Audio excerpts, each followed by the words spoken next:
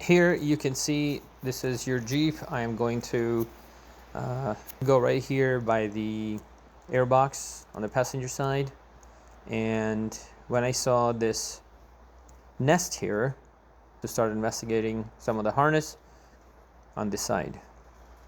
And I apologize for the cameras.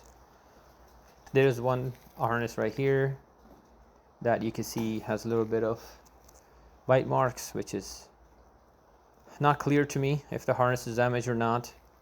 But then on the other side, which you can see on the back side of the box, we can follow the harnesses down, and this is where I spotted these wires sticking out of the loom where it's not normal. And I'm going to, yeah, I couldn't get a good angle on it, so that's why I'm just going to go ahead and start dismantling everything and get the harnesses out.